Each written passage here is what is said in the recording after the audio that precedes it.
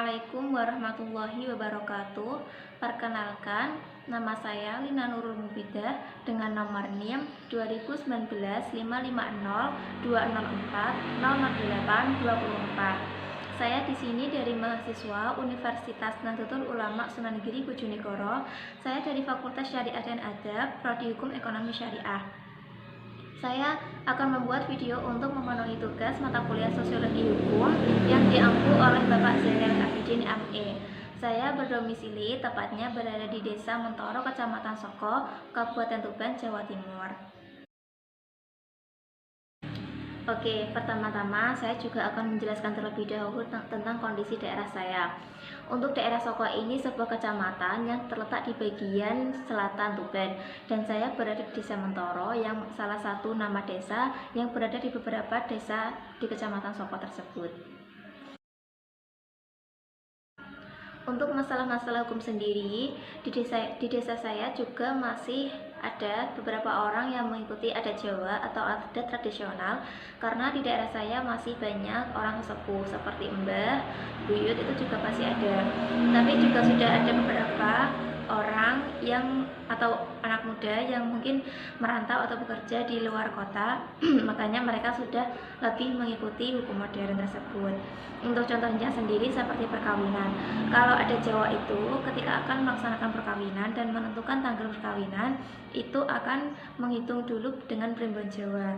Mungkin seperti kayak jarak rumah antara mempelai laki-laki dan perempuan, penghadapan rumah, dan lain-lain. Bahkan di pelaksanaan pernikahan pun kalau primbon Jawa itu sangat-sangat menghindari bulan Suro atau Muharram.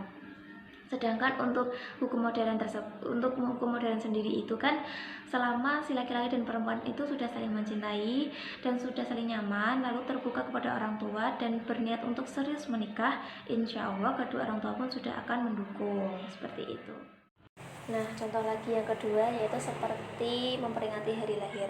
Kalau di hukum adat atau hukum tradisional itu namanya tiron. Kalau tiron itu seseorang akan mengadakan syukuran berketepatan dia lahir di hari biasa apa dan hari pancawara apa atau pasaran.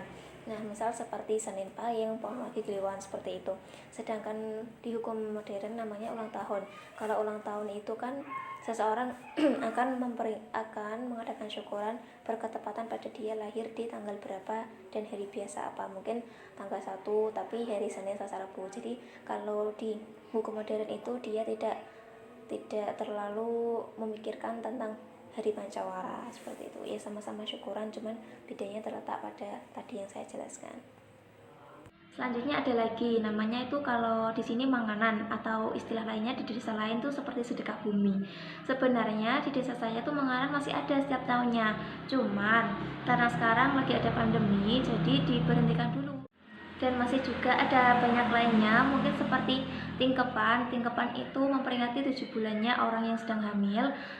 Lalu brukoan, waktu melahirkan itu siangnya terus brukoan namanya. Terus sampai ada ketika meninggal itu juga diperingati sampai 7 hari, 40 hari, 100 hari, sampai 1000 hari, seperti itu. Dan juga yang pasti masih ada banyak lainnya yang tidak mungkin akan saya sebutkan satu persatu. Nah, untuk mengadili hukum tersebut di sini masih menggunakan hukum tradisional, karena hukum tradisional itu memang sudah dilakukan atau diterapkan dari zaman dahulu.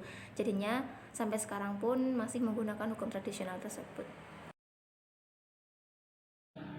Untuk kelebihan dan kekurangannya sendiri, untuk kelebihan itu sangat bermanfaat untuk orang banyak ya, karena hukum tradisional itu akan lebih mempererat hubungan antara satu tetangga dengan tetangga yang lain. Sedangkan kekurangannya, hukum tradisional itu kan tidak tertulis, jadi untuk generasi modern atau untuk anak-anak sekarang itu kurang mempercayai hukum-hukum yang sudah diterapkan dari dulu, seperti itu. Nah, untuk kesadaran dan kepatuhan sendiri di daerah sini memang masih patuh dan sadar akan hukum tradisional tersebut. Karena di daerah sini juga masih banyak orang sesepuh seperti mbah, buyut, seperti itu.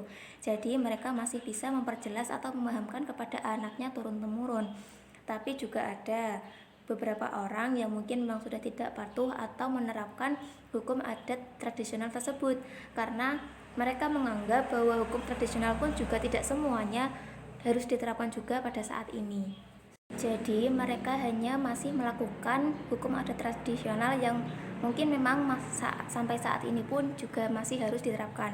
Mungkin seperti wiwitan, kupatan, itu kan hukum tradisional yang memang harus masih diterapkan sampai saat ini, ataupun mungkin juga sampai selamanya untuk di daerah pedesaan. Sekian informasi dari saya. Jika ada salah kata tolong dimaafkan. Wassalamualaikum warahmatullahi wabarakatuh.